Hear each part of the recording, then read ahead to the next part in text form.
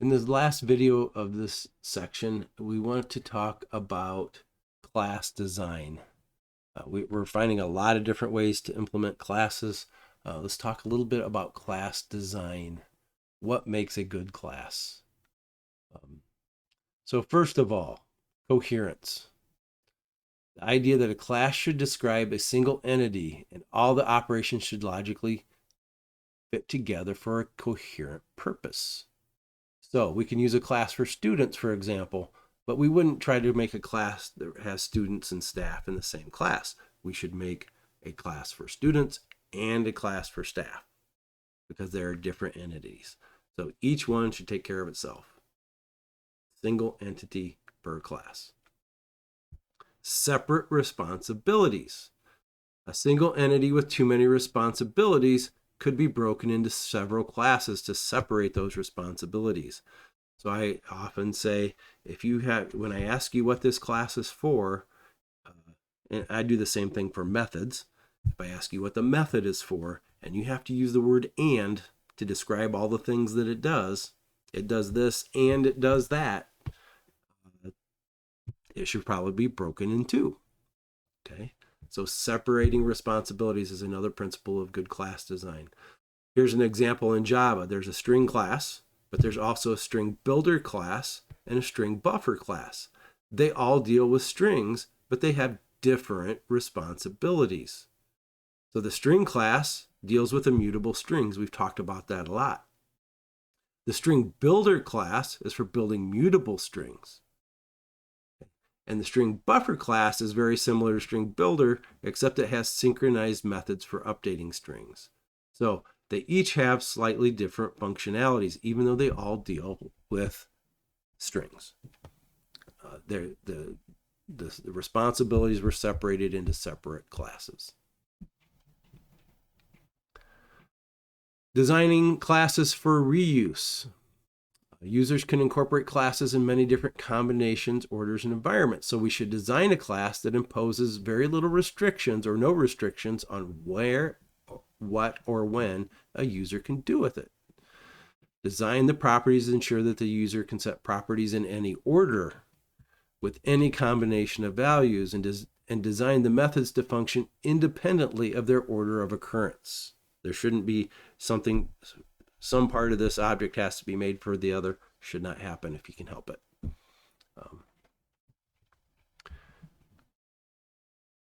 Provide a public no argument constructor whenever possible and override the equals method.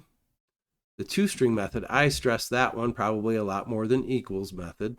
For most of the things we're doing, it's very convenient to do that because it makes it easy to print out information about our objects and all these test classes we do. But in addition to toString, it would also be good to override the equals method. Both of those are defined in the object class. So I stress toString a lot, but you should, in production, you would definitely want to do toString and the equals method. Define them both so that you compare two objects of your class and that you can do a toString on objects of your class as well. Follow standard Java programming style naming conventions. So a little bit earlier, my iPhone example, I kept talking about using the capital I for interfaces. Java doesn't do that so much. That's probably C# I'm thinking of when I do that. I teach a lot of different courses. I believe Microsoft in all of Visual Studio and .NET, all interfaces start with an I. Okay, that's kind of their naming conventions. That is not necessarily a Java programming naming conventions. I like it because I think it immediately lets us know whether it's a class or whether it's an interface. So that's kind of my thing. It's not necessarily a Java thing. So maybe I'm wrong there. Choose informative names for classes. Data fields and methods also need to have informative names. Always place the data declarations before the constructor. Your fields come first, then your constructors.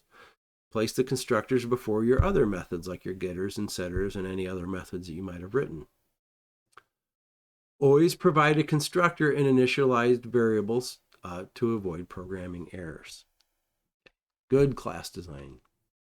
Visibility modifiers. Okay, that's your public, your protected, and your private modifiers. Each class can present two contracts, one for the users of the class and one for the extenders of the class. So make fields private and accessor methods like the getters public if they're intended for people that are using the class. If they're not intended for people using the class, don't make them public. Make the fields or methods protected if they are intended for extenders of the class. So if I'm going to extend my class, I don't want the field to be private. I want it to be protected. Okay. The contract for the extenders encompasses the contract for the users. The extended class may increase the visibility of an instance method from protected to public or change its implementation, but we should never violate the contract by doing the other way. A class should use the private modifier to hide its data from direct access by clients. Make your fields private. You can use the get methods and the set methods if you want to provide users with access to that private data, but only to the private data we want the user to see or modify. We may not want the user to see or modify a piece of data, and if that's the case, you don't provide the getter and setter, but never make the field public. A class should also hide methods not intended for client use. So if we haven't seen this rational class, but there's a greatest common denominator method in this rational class. We make it private because we're only using it for ourselves. It's only for use internally. So we make that, it is possible to make your methods private if you only want it to be used within your class and not used by outside users of the class. So follow those principles. Good class design, and it'll help you write better code. Last thing, using the static modifier. Any property that's shared by all the instances of the class should be declared as static. So if you have a field that are shared by all instances of the class, make it static.